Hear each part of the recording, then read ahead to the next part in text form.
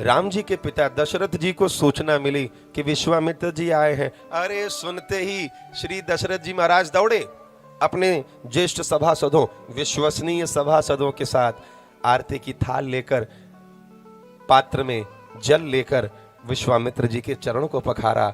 नेत्र में दशरथ जी के प्रेमाश्रु हैं। हाथ जोड़ के कहा, गुरुदेव आज कैसे आपका हमारे यहाँ आना हुआ? आज इतनी बड़ी कृपा आपने कैसे कर दी? बड़ा भाव शुद्ध था। महाराज दशरथ ने कहा, आज आपने इतनी बड़ी कृपा पहले तो कभी नहीं की, क्या बात है? आप कहो, जो कहोगे मैं वचन देता हूं। पहले ही वचन दे दिया कि जो आप मांगोगे दूंगा। आप जब तक अगले व्यक्ति के मन की बात ना समझ जाओ कुछ दिन, तब तक किसी प्रकार का वचन प्रॉमिस मत करो। ये सबकी बात है। व्यापार में पार्टनर लोगों से भी पहले समझ लो, जान लो।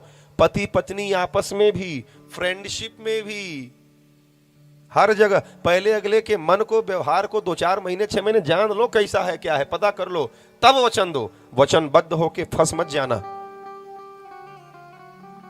काल नेमी और रावण की भांति बहुत से लोग कलिकाल में हैं। बड़ा मीठा बोलेंगे, बड़ी ज्ञान की बात करेंगे, और ये प्रपंची कहा जाता है। गोस्वामी जी ऐसे लोगों को प्रपंची कहे हैं। ये प्रपंच रचते हैं, तुम पहचान नहीं पाओगे।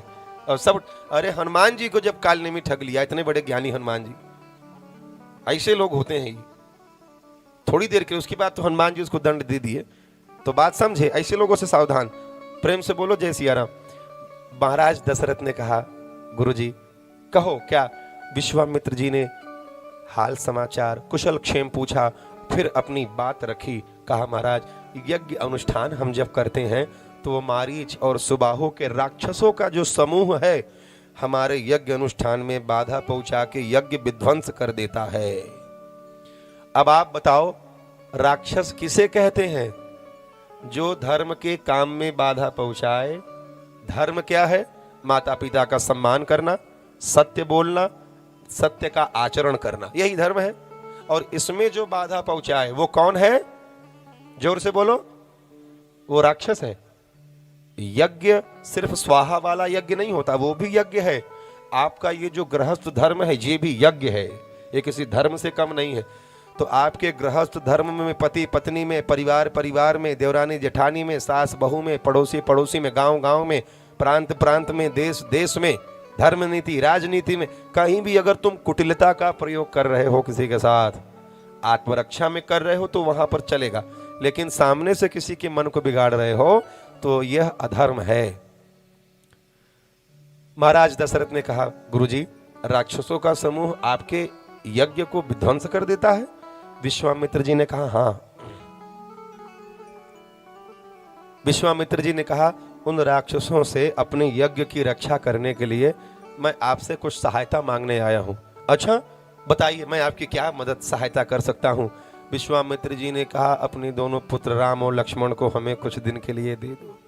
अब ये सुनते ही, अब तक तो बड़ी प्रसन्नता थी, सुनते ही महाराज दशरथ को हृदय में इतना क्षोभ हुआ, ग्लानि, दुख हुआ, लगा माने पृथ्वी से रहित हो गया है उनका शरीर, धरती मैया नीचे नहीं, ऐसा अनुभव होने लगा महाराज दशरथ को। अपने आप को संभाल कर कहा, गुरुदेव आप मेरा राज्य मांग लो, मेरा प्राण मांग लो, राघव को मत मांगो, क्योंकि अगर इनको दे दूंगा तो मैं जी नहीं पाऊंगा।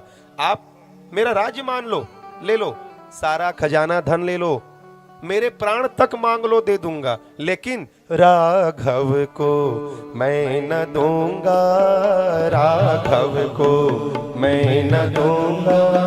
मुनिनाथ मरते मरते, मुनिनाथ मरते, अगर दे दिया तो मेरे प्राण न रहेंगे, मेरे प्राण न रहेंगे, ओ मेरे प्राण न रहेंगे, मेरे प्राण न रहेंगे।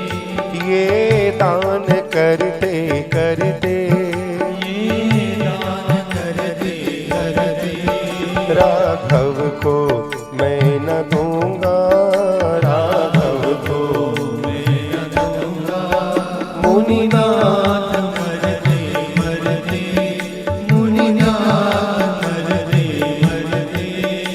श्री विश्वामित्र जी कई प्रकार से समझाए, महाराज दशरथ मानने को तैयार नहीं। वशिष्ठ जी पधारे, गुरुवादेश भी हुआ, समझाया भी आध्यात्मिक दृष्टि से कि पाप का भार उतारने के लिए कई प्रकार से गुरुदेव ने समझाया, और इशारे में ये भी कह दिया कि महाराज जाने दो, प्रभु जाएंगे तभी इनके विवाह का संयोग बनेगा।